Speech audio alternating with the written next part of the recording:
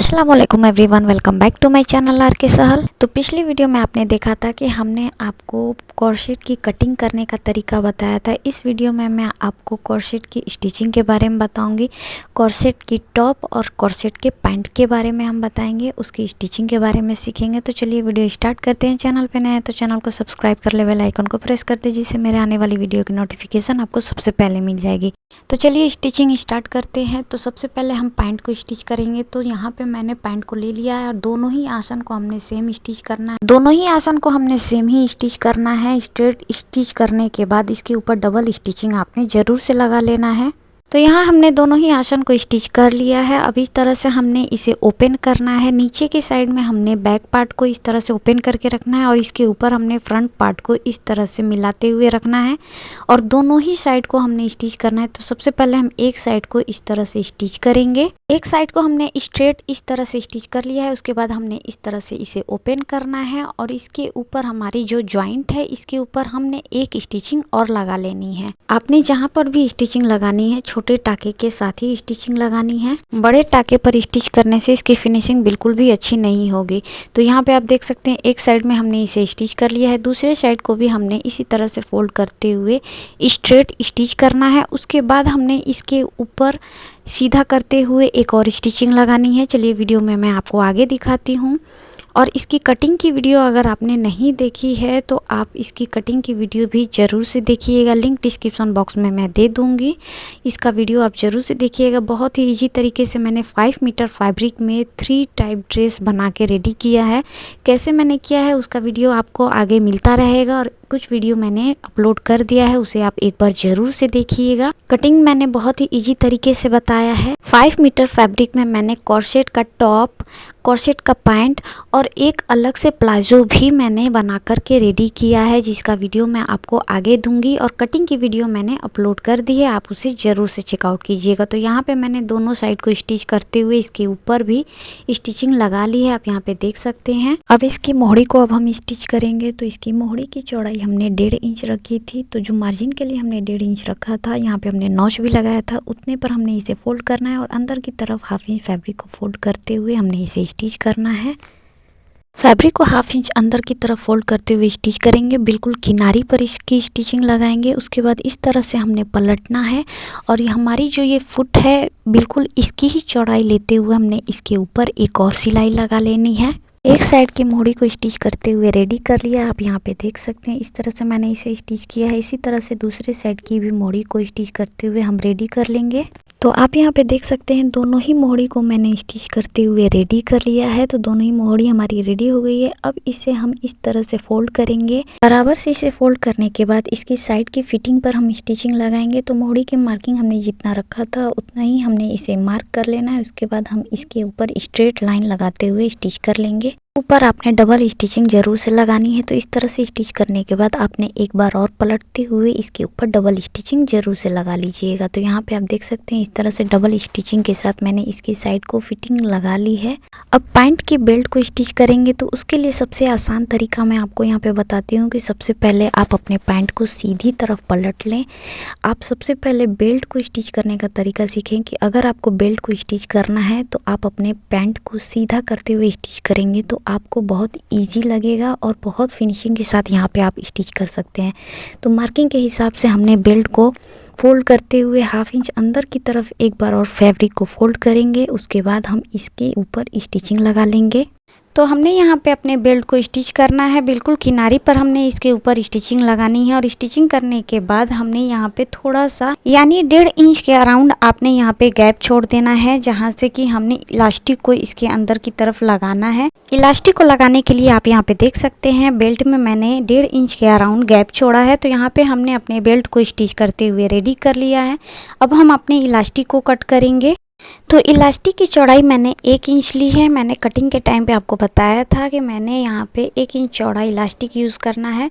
तो इलास्टिक को आप इस तरह से डबल फोल्ड में करते हुए इसकी बराबरी से इस तरह से हमने खींचना है और जितना आपका इलास्टिक आएगा उसमें 1 इंच आप एक्स्ट्रा ऐड करते हुए इसे कट करेंगे, क्योंकि हमने इलास्टिक को डबल करते हुए उसे स्टिच करना होता है। इलास्टिक की टोटल लेंथ भी मैं आपको यहाँ पे बता देती हूँ। इलास्टिक की टोटल लेंथ मैंने यहाँ पे 23 इंच ली है। इलास्टिक को को हमने कट कर लिया है। अब इसे हम अपने पैंट में, अपने बेल्ट में अंदर की तरफ लगाएंगे। तो उसको लगाने के लिए आपने एक पिन लेनी है और इलास्टिक में पिन को इस तरह से हमने लगाना है और इसकी मदद से हमने बेल्ट में अंदर की तरफ इसे लगाते हुए पूरा बराबर करने के बाद हम इसे स्टिच करेंगे। तो चलिए सबसे पहले हम बेल्ट में इलास्टिक को लगा लेते हैं। तो आप यहाँ पे देख सकते हैं हमने बेल्ट में इलास्टिक को लगा लिया और पिन को हमने इस तरह से निकाल लिया। और सबसे पहले हम बेल्ट को बराबर करते हुए इस तरह से हमने एक दूसरे के ऊपर बेल्ट को लगा लेंगे। उसके बाद इसे पिन की मदद से इस तरह से लॉक कर लेंगे।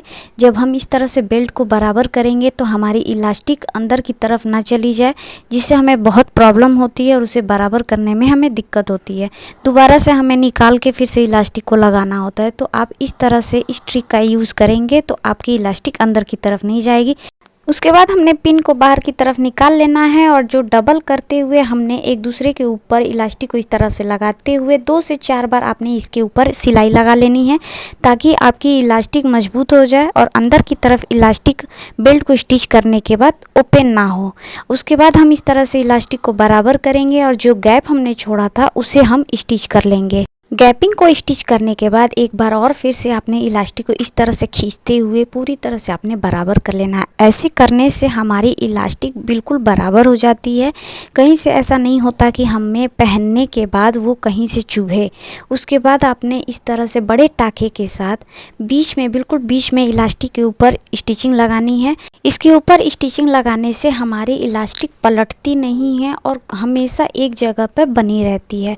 और इलास्टिक को स्टिच करने का एक और तरीका मैं आपको बता देती हूँ कि कभी भी आप इलास्टिक को स्टिच करें, पीछे की तरफ आपने बहुत ही आराम से खींचते हुए, बहुत ज़्यादा टाइटली हाथ से आपने नहीं खींचना है, नॉर्मली हाथ से आपने इसे खींचते हुए स्टिचिंग लगानी है, ताकि इसके ऊपर दबाव बन सके और स्टिचिंग इसकी फिनिशिंग के साथ हो। तो यहाँ हमने इलास्टिक लगाते हुए अपने पैंट को पूरी तरह से रेडी कर लिया है। चलिए मैं आपको इसको दिखाती हूँ कि स्टिच होने के बाद हमारा पैंट कैसा लग रहा है। आप यहाँ पे देख सकते हैं बेल्ट की फिनिशिंग कितनी परफेक्ट आई है। तो इसके अकॉर्डिंग आपने बेल्ट को स्टिच करना है। तो कॉर्सेट पैंट को हमने रेडी कर लिया है। चलिए अब हम आपको इसका पूरा फुल लुक दिखाते हैं। मोहरी आप चाहें तो इसको चौड़ा भी कर सकते हैं, लेकिन कॉर्सेट में जिस हिसाब से आप कॉर्सेट बना रहे हैं उसके हिसाब से ही आप मोहरी रखें। मैंने यहाँ पे जो कॉर्सेट बनाया है उसकी मोहरी मैंने इतनी ही रखी है। तो चलिए अब हम इसके टॉप को स्टिच करते हैं। तो यहाँ पर मैंने सबसे पहले टॉप को ले लिया है। सबसे पहले हम इसके नेक को स्टिच करेंगे। तो नेक को स्टिच करने के लिए सबसे पहले हम पट्टी को कट करेंगे। तो मैंने यहाँ पे पट्टी को और में कट कर लिया है और इसकी चौड़ाई मैंने 1.25 इंच रखी है, 1.75 इंच रखी है। और इसे इस तरह से डबल फोल्ड करेंगे और इसके ऊपर इस तरह से रखते हुए पूरे राउंड में स्टिच कर लेंगे। राउंड नेक की पट्टी के साथ आप किस तरह से नेक को स्टिच कर सकते हैं और भी तरीके मैंने आपको बताए हैं। उसका वीडियो अगर आपने नहीं देखा तो चैनल पे अपलोड है, जाके आप उसे ज़रूर से देखिए। बहुत सारे टिप्स और ट्रिक के साथ मैंने नेक को स्टिच करने का तरीका बताया है। तो इस तरह से राउंड में हमने इसे स्टिच कर लिया है। उसके बाद हम इसके पूरे राउंड में इस तरह से कट लगा लेंगे। कट ऐसे लगाना है कि हमारा धागा ना कटे। पट्टी को अटैच करने के बाद इस तरह से हम पलटेंगे। उसके बाद इसे इस तरह से सेट करते हुए पट्टी को हम स्टिच कर लेंगे पूरे राउंड में। तो यहाँ हमने पट्टी को अटैच कर लिया है। उसके बाद आप इसे इस तरह से पलटेंगे और बिल्कुल किनारी पर, नेक की पूरी किनारी पर आपने इसके पूरे राउंड में स्टिचिंग लगानी है। तो आप यहाँ पे देख सकते हैं फ्रंट पार्ट की नेक को हमने कितनी फिनिशिंग के साथ स्टिच कर लिया है। सेम इसी तरह से बैक पार्ट की नेक को भी हमने सेम इसी तरह से स्टिच कर लेना है। तो यहाँ पे हमने दोनों ही नेक को स्टिच करते हुए रेडी कर लिया है। अब इसे हम साइड में रखते हैं। तो टॉप को हमने साइड कर दिया है। अब हम यहाँ पे इसके घेर को स्टिच करेंगे। तो मैं यहाँ पे अपने टॉप में थोड़ा सा चेंजिंग कर रही हूँ, थोड़ा सा हाई टू लो करते हुए मैं अपने यहाँ पे टॉप को रेडी करूँगी। तो यहाँ पे मैंने एक पार्ट की टॉप की घेर को अलग कर लिया है और फ्रंट पार्ट की टॉप की घेर को यहाँ पे ले लिया है, जो बॉटम हमारा है। तो इसको हम यहाँ से कट करते हुए इसे थोड़ा सा लो करेंगे। तो इसे कैसे कट करना है चलिए मैं आपको दिखाती हूँ। तो आप यहाँ पे ध्यान से देखिएगा, हमारी घेर वाली फैब्रिक डबल फोल्ड में है और ऊपर की तरफ हमने मेजरिंग टेप को रखा है और 1.5 इंच पर हमने इस तरह से मार्क किया है। 1.5 इंच ऊपर की तरफ मार्क करते हुए इस तरह से आपने इसके ऊपर मार्किंग लगानी है। ये बहुत ही खूबसूरत और बहुत ही प्यारा डिज़ाइन लगेगा। थोड़ा सा हाई टू लो करते हुए मैंने यहाँ पे टॉप को स्टिच करने की कोशिश की है।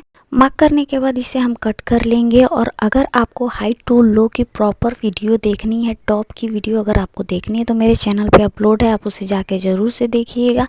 लिंक मैं इस वीडियो के एंड स्क्रीन पर लगा दूंगी, आप उसे ज़रूर से देखिएगा। आपको डिस्क्रिप्शन बॉक्स में भी मिल जाएगा, कम्युनिटी पोस्ट में भी मैं आपको वीडियो पोस्ट कर दूंगी, आप जाके उसे ज़रूर से देखिएगा। तो आप यहाँ पे देख सकते हैं, इसे कट करने के बाद हमारा इस तरह से टॉप थोड़ा सा लो हो गया है फ्रंट पार्ट में। तो मैं आपको यहाँ पे दिखाती हूँ कि बैक पार्ट से हमारा फ्रंट पार्ट कितना छोटा है। तो यहाँ पे आप इस तरह से फैब्रिक को बराबर से रखेंगे। आप यहाँ पे देख सकते हैं इस तरह से हमारा टॉप इतना ही मैंने छोटा किया है। तो अब चलिए स्टिचिंग की तरफ बढ़ते हैं। तो उससे पहले हमने यहाँ पे अपने सेंटर में हमारी जो डबल फोल्ड करते हुए सेंटर है वहाँ पे हमने नॉच लगा लेना है, दोनों ही पार्ट में, फ्रंट और बैक पार्ट दोनों में। और हमारी जो टॉप है उन दोनों में भी इस तरह से फोल्ड करते हुए हमने बीच सेंटर में नॉच लगा लेना है। ये आपको आगे पता चलेगा कि हमने इसे नॉच क्यों लगाया है। तो यहाँ पे इस तरह से आपने नॉच लगा लेना है। टॉप और बॉटम दोनों में मैंने यहाँ पे नॉच लगा लिया है। तो यहाँ पे मैंने अपनी टॉप ले ली है। टॉप को आपने डबल फोल्ड में इस तरह से करना है और 8.5 इंच पर आपने इस तरह से मार्क करते हुए नॉच लगा लेना है। ये नॉच मैंने नीचे की तरफ इसलिए लगाया है क्योंकि हम प्लेट यहीं से रखेंगे। फिटिंग जो हमारी है, फिटिंग के 1/2 इंच के बाद ही हमने यहाँ पे नॉच लगाना है, ताकि हमारी प्लेट जो है वो स्टिचिंग में दब ना जाए।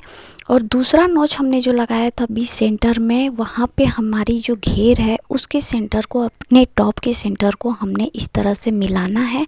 और मिलाने के बाद जो हमारी हाफ फैब्रिक बट रही है उतने ही में दोनों साइड में हमने प्लेट लगा के रेडी करना है। इस तरह से नॉच लगा के आपने दोनों साइड में फैब्रिक को बांटने से आपके दोनों साइड में प्लेट बिल्कुल बराबर आएगी, किसी भी साइड में प्लेट कम नहीं होगा। तो आप प्लेट अपने अकॉर्डिंग भी रख सकते हैं। मैं यहाँ पे बहुत ही छोटा छोटा टॉप में प्लेट लगा रही हूँ, आप यहाँ पे देख सकते हैं।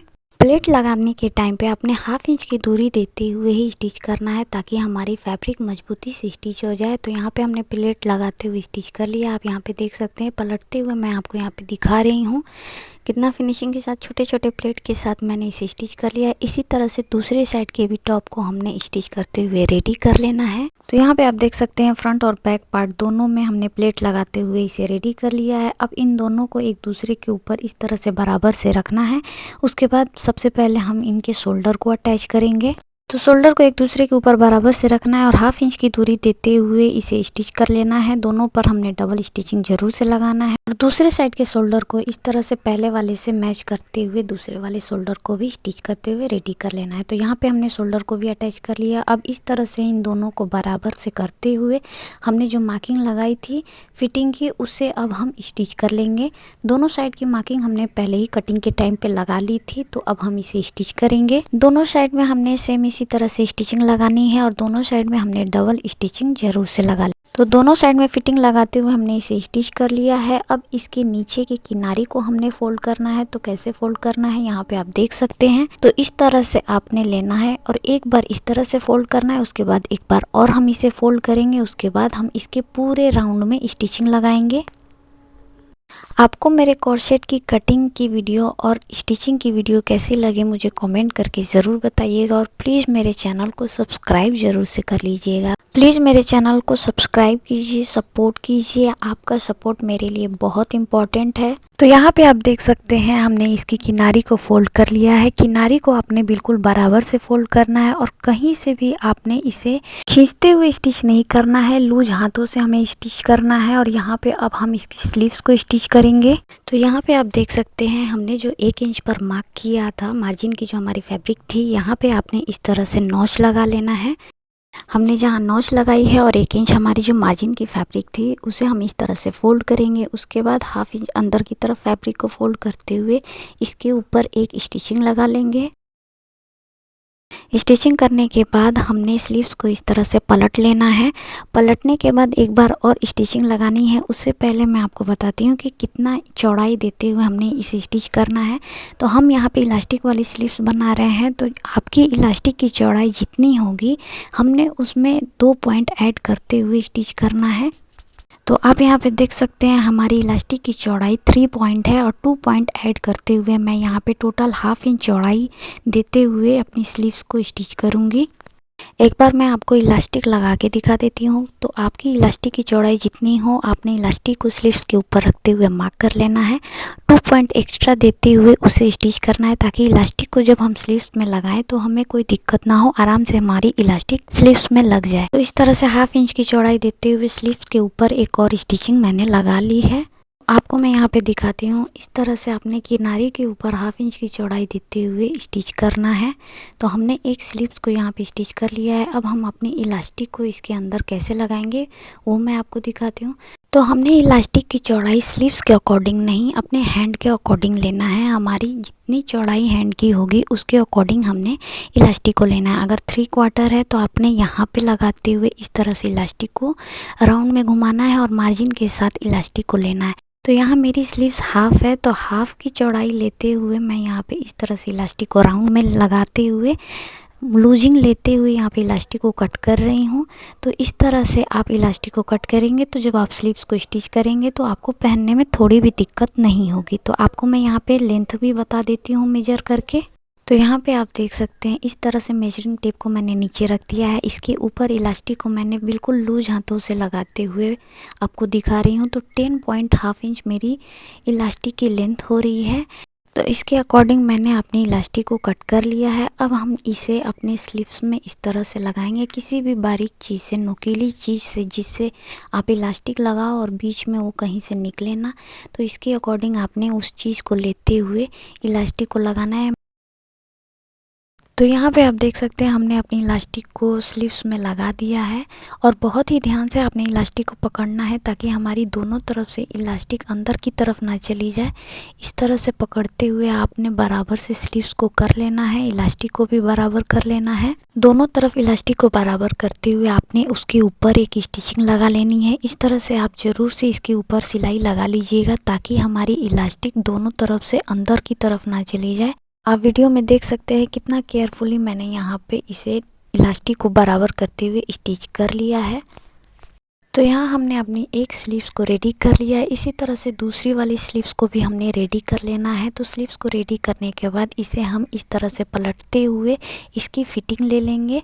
फिटिंग लगाते हुए इसे इस तरह से हमने स्टिच कर लेना है। उसके बाद हमने अपने टॉप में इसे अटैच करना है। तो मैं यहाँ पे फिटिंग के अकॉर्डिंग मैंने आपको बता दिया था कि कैसे हमने लेना है। तो बिल्कुल किनारे पर अपने 1/2 इंच की चौड़ाई देते हुए मार्जिन छोड़ना है इलास्टिक के पास से। उसके बाद हमने इसे स्टिच कर लेना है। तो आप यहाँ पे देख सकते हैं स्लीव्स को भी मैंने स्टिच कर लिया है। अब हम इसे सीधी तरफ पलट लेंगे। स्लीव्स हमेशा हमें सीधा करते हुए ही स्टिच करना होता है। तो आप यहाँ पे देख सकते हैं दोनों ही स्लीव्स को हमने स्टिच करते हुए रेडी कर लिया है। चलिए अब हम अपने टॉप में इसे अटैच करते हैं। तो स्लीव्स को साइड में रखते हैं और टॉप को इस तरह से ले लेंगे और स्लीव्स को सीधा करते हुए हमने टॉप के अंदर इस तरह से लगाना है। टॉप की सिलाई को और स्लीव्स की सिलाई को हमने बराबर से मैच करना है और एक्स्ट्रा जो हमारी फैब्रिक है उसे हमने इस तरह से हल्का सा अंदर की तरफ फोल्ड करना है। उसके बाद हमने इसके ऊपर पूरे में सिलाई लगा लेनी है। पूरे राउंड में हमने इसे स्टिच कर लेना है। इसके ऊपर अपने डबल स्टिचिंग ज़रूर से लगा लेना है, क्योंकि हमारी स्लीव्स पर डबल स्टिचिंग बहुत इम्पॉर्टेंट है। तो यहाँ पे आप देख सकते हैं स्लीव्स को भी हमने स्टिच कर लिया है। अब इसी तरह से हमने दूसरे साइड की स्लीव्स को भी स्टिच करते हुए रेडी कर लेना है। तो यहाँ पे आप देख सकते हैं हमने दोनों साइड की स्लीव्स को स्टिच करते हुए रेडी कर लिया है। हमारी यहाँ पे टॉप बिल्कुल रेडी है। कॉर्सेट की टॉप को स्टिच करते हुए हमने रेडी कर लिया है। तो यहाँ पे आप देख सकते हैं रिव्यू वाली वीडियो में मैंने आपको यहाँ पे बताया था कि इसके फैब्रिक के साथ मुझे 3 बटन्स फ्री मिले थे। तो इस बटन का अगर आप यूज़ करना चाहें तो यहाँ पे आप कर सकते हैं। डिज़ाइन आप एक तो यहाँ पे देख सकते हैं, मैं आपको बता रही हूँ। चाहे तो स्ट्रेट लंबे में भी आप तीनों बटन को टक कर सकते हैं, या फिर यहाँ पे तीनों को ज्वाइन करते हुए लगा सकते हैं। चॉइस आपके ऊपर है। इस तरह से आप यहाँ पे बटन का भी यूज़ कर सकते हैं।